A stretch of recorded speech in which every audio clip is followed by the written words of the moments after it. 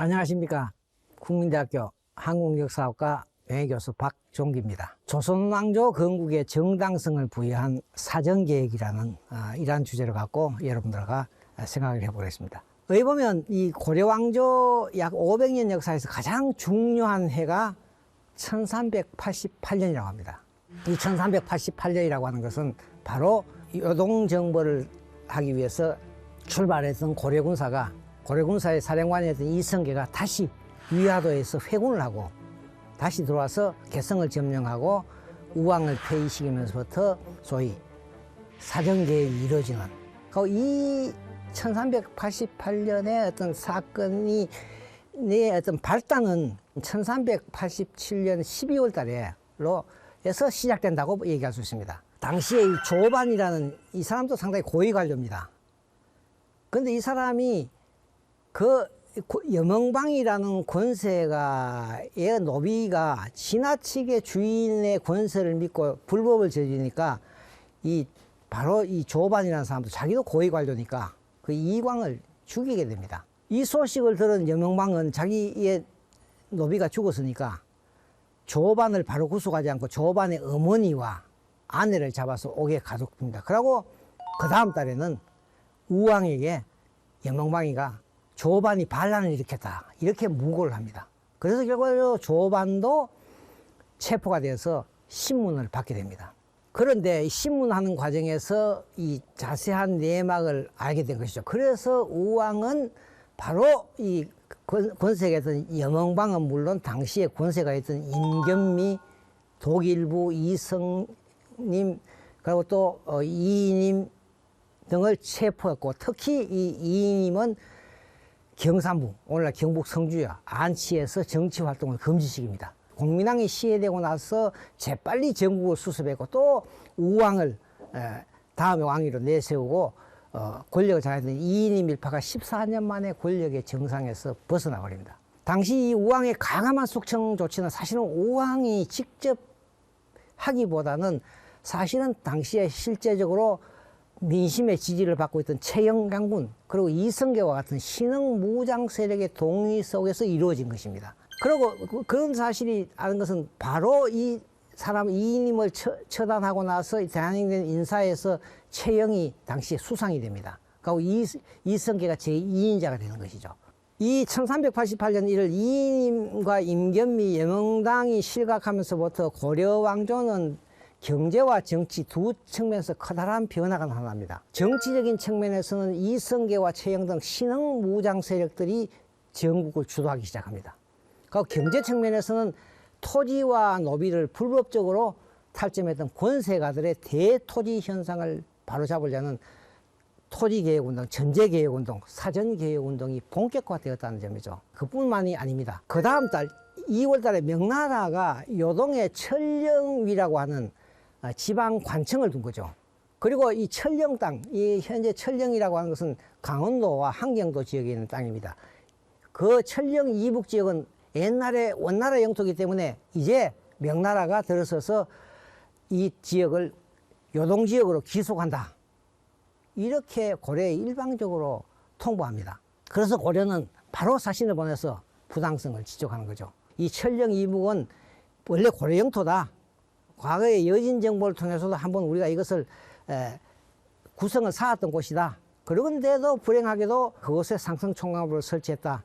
그러나 공민왕 5년 때 이 지역을 회복했다. 우리 영토가 되었다. 그렇기 때문에 이건 고려 영토니까 이거는 천령이 설치하더라도 이건 안 된다. 이렇게 고려가 사신을 보내서 파견했습니다. 그러나 명나라는 일방적으로 거부를 해버립니다. 그러자 고려는 바로 1388년 4월 달에 우왕과 최영이 요동정벌을 결정하게 되는 거죠. 이때 우왕은 최영을 최고사령관 그리고 조민수와 이성계를 자군도통사, 우군도통사로 임명해서 약 3만 9천 명의 군사를 출병시켜서 요동으로 정벌을 나서기 시작한 겁니다. 그런데 이 5월 달에 4월 달에 출발해서 5월 달에 요동 정벌을 하기 위해서 압록강에 있는 작은 섬 위화도에 진출했던 이성계는 요동 정벌 대신에 다시 군사를 돌려서 개경을 점령, 일종의 쿠데타라고 볼 수 있죠. 그래서 개경을 장악한 이성계 일파는 최영을 체포하고 하포에 유배를 보냅니다. 그리고 이때 우왕이 척근 무장들을 데리고 이성계를 다시 공격합니다. 실패해버립니다. 이 때문에 우왕이 폐위되는 거죠. 폐위되고 강화도로 추방되고 아들 창왕을 즉위시키는 거죠. 조선왕조가 1392년에 건국이 됩니다만 이미 사실은 건국 4년 전에 사실은 이 조선왕조 건국자인 이성계가 최고 권력자로 등장하게 된다.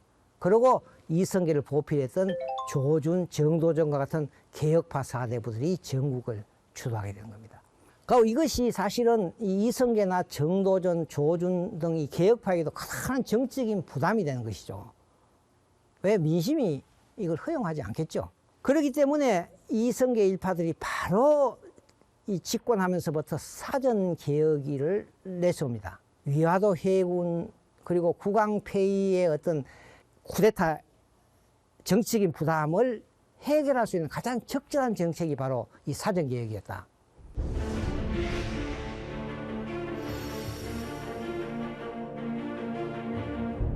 고려나 조선시대에는 경제의 가장 중요한 축이 토지와 백성입니다. 이 토지로부터 조세가 나온 것이죠. 그리고 백성으로부터 각종 군력, 국가의 공공건설, 그리고 특산물을 생산하는 것. 토지를 이 권력가들 원나라의 어떤 이 지원을 받은 이 부원 세력들이 대토지를 소유하면서부터 기본적으로 국가의 어떤 경제 체제가 근본적으로 흔들리게 되어 있습니다. 그리고 이 대토지를 소유하면서부터 백성들은 더 많은 이 조세 부담에 그러니까 스스로 백성들이 노비가 되어버립니다. 노비가 되면 당시에는 조세 부담에서 벗어나게 되니까 스스로 노비가 되어갖고 권세가의 토지 경작적으로 가버린다. 그러니까 국가 입장에서 볼 때는 조세 수입이 줄어들고 각종 군력, 공력 이런 것이 다 안 돼. 그러니까 왕조 자체가 흔들흔들하게 돼. 그러니까 토지 개혁을 해야 된다는 것. 국가 재정의 기본적인 근간인 토지 개혁. 토지의 주인을 가리는 것. 그다음에 이 백성들이 노비가 됐을 때 이 노비가 진짜 노비인지 아닌지를 가리는 전민변정도감이라는 것이 이미 원간석기 이후에 가장 중요한 국가적인 개혁의 화두로서 제기됐고 바로 1388년 1월 달에도 전민변정도감이 다시 설치되다시피 이 토지개혁, 불법적인 토지를 바로잡는 것은 어떤 상당히 어떤 왕조의 존속을 위해서 절대적으로 필요하다는 거죠. 전민변정도감이 설치되고 이러한 임견미를 비롯한 권세가들이 불법으로 빼앗은 토지를 주인에게 돌려줍니다. 이러한 것이 전격적으로 이루어지게 된 것은 최영이나 이성계와 같은 새로운 무장 세력의 지지를 받고 있었기 때문에 가능하다 이렇게 볼 수 있습니다. 그리고 실제로 이 사람들이 권세가들이 지리는 불법적인 토지 탈점은 고려사에도 자세히 기록되어 있습니다. 이인임이 오랫동안 권력을 잡았다고 되어 있죠. 이 기록에 보면 14년간. 그리고 이인임을 따르는 무리들이 그에게 의존했다. 특히 임견미라는 사람은 이인임의 신복으로 많은 문신들을 관직에서 쫓아냈다. 마음에 들지 않은 사람은. 그리고 이 사람들이 중앙과 지방의 요직을 독점했다. 그리고 관직을 사고 팔고 권력을 마음대로 휘둘렀다. 그래서 다른 사람들한테 토지를 빼앗은 것이 산야에 가득했다. 노비를 빼앗은 것이 수천 명이다. 심지어는 이 사람이 일반 백성들 토지뿐만 아니라 왕실과 관청의 토지까지 빼앗았다. 그러자 이 주인을 배반한 노이들이 이제는 숲을 이뤘다. 요새 같은 관찰사, 수령, 도지사와 군수들도 이들을 건드리지 못했다.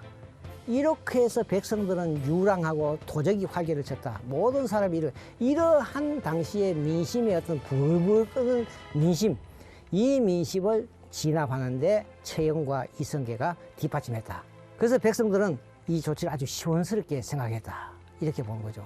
그렇기 때문에 바로 이 고려사에도 보면 1388년 6월 달에 새로 즉위한 창왕은 바로 사전개혁을 해야 된다는 교서를 반포합니다.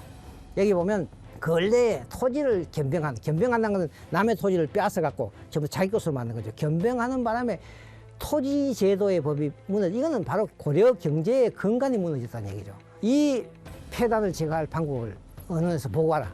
사전개혁을 하겠다는 얘기죠. 창왕은 9살입니다. 결국은 이거는 창왕이 직접 판단해서 사전개혁 교서를 반포한 것이 아니라 바로 개혁파 세력들의 입장을 전달한 분이었다는 거죠. 이성계가 이 쿠데타로 인한 불법성을 커버하고 전국의 주도권을 장악하고 또 어떤 집권의 명분과 정당성을 얻는데 아주 좋은 정책이 바로 사전개혁이었다. 이 토지개혁이라는 것을 하나의 어떤 국정의 어떤 아젠다를 내세움으로써 이 사람들은 어떤 자기들의 어떤 불법성, 쿠데타로 인한 불법성을 상쇄하는 그런 효과가 갖고 있다. 훌륭한 정치란 건 뭐냐? 바로 이 경제제도, 토지제도를 바로잡는 것이다. 그리고 이 토지제도, 경제제도를 바로잡게 되면 어떻게 되느냐? 나라의 씀씀이가 풍족하다, 예산이 풍족하다는 얘기죠. 그리고 이렇게 됨으로써 백성들이 민생이 넉넉하게 된다. 그리고 또한 관료들에게 많은 녹봉이 지급되면서 관료들을 우대하게 되고 또 군인들에게도 넉넉한 비용을 줌으로써 이것이 바로 나라가 부유하게 되는 것이고 이 경제적인 부흥이다. 그렇기 때문에 이 사전개혁의 목표도 바로 여기에 들어간다. 이렇게 얘기한 거죠. 그래서 당시에 이 사전개혁의 기본적인 골격은 뭐냐 하면 사전의 폐단을 막기 위해서 경기지역 토지는 전부 다 관료들에게 과전으로 뭐 고려시대 같은 전시과죠. 전시과로만 지급한다. 그리고 이제 외방에는 다른 지역은 경기도 이외의 지역은 과전 지급을 금지합니다. 그래서 국가가 확실히 관리하고 이 토지 경기지역의 토지를 탈점을 못하게 하는 거죠. 그 다음에 또 하나 이제 중요한 것은 뭐냐면 관리들의 녹봉, 군인들의 군사 비용을 마련하기 위해서 3년 동안 한시적으로 국가가 국가가 조세를 거두어들이는 거죠. 이렇게 해서 이게 이제 다시 군사 비용과 관료들의 녹봉을 지급하는 이러한 대대적인 계획이 이 과전법 사전개혁의 중심이라고 볼 수 있습니다. 토지제도가 화급한 문제지만 이것은 특히 당시에는 외구가 많이 출몰하고 또 요동정벌 각종 정투에 동원되는 군사들 그리고 또 이 규정액의 토지와 녹봉을 받지 못하던 일반 관료들에게는 대단히 담비와 같은 소식이죠. 그래서 이 사전개혁이 이 하청 군인과 일반 관료들의 지지를 받았다. 바로 어찌 보면 이성계 일파의 이 사전개혁은 바로 이러한 다수의 군인과 일반 관료들의 지지를 받는 정치적인 목적과도 연결되어 있다. 이렇게 우리가 볼 수 있죠. 그래서 이 1388년 8월 달에 창왕은 전국 토지를 다시 조사하게 합니다. 1389년 이듬해 11월 달에 아무래도 이 전제개혁에 소극적이었던 또 창왕을 옹립했던 이 보수 세력들을 몰아내기 위해서 이른바 창왕을 폐위시키죠. 이때 지난 시간에 말씀드린 폐가 입진이라고 하죠. 그렇게 해서 공양왕을 즉위시켜서 1390년 그 다음 9월 달에 공정과 사전의 모든 토지대장을 전부 다 불태우고 다시 전국 토지를 국가가 새롭게 정리하는 것이 다음에 1391년 5월 달에 과전법이 제정됩니다. 그러니까 전제개혁을 시작한 1388년부터 1391년까지 3년 만에 토지개혁이 완성이 되는 겁니다. 그런 점에서 보면 이 어떤 개혁파들은 어떤 당시에 경제적인 폐단을 개혁한다는 어떤 분명한 비전을 제시했다는 거죠. 이 비전 때문에 하청 관료와 군인 그리고 민심의 지지를 받았다. 당시 사회의 모순, 정치, 사회, 경제의 어떤 개혁의 방향을 정확하게 읽었다는 점이 이성계 일파가 조선왕조 건국의 하나의 어떤 성공적인 요인이 되었다. 이렇게 우리가 볼 수 있습니다. 개혁에 반대했던 세력들은 왜 보면 이성계 일파에 대해서 정치적인 반대는 했지만 궁극적으로 이 고려사회가 안고 있던 모순에 대한 새로운 대안을 제시한 데는 실패했다는 점이죠. 이 사전개혁은 개혁파에게는 하나의 어떤 새로운 어떤 왕조 건국의 하나의 어떤 정당성을 부여했지만 곧 사전개혁은 이 보수 세력들의 어떤 정치적, 경제적 기반의 상실을 뜻했다.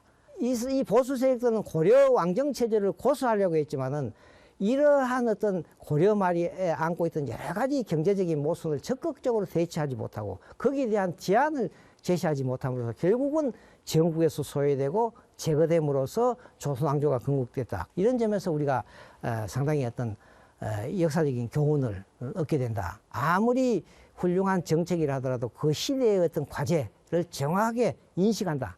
그리고 또한 민심의 지지를 얻는다는 것이 어떤 개혁의 성공 조건이라는 것을 우리가 알 수 있습니다.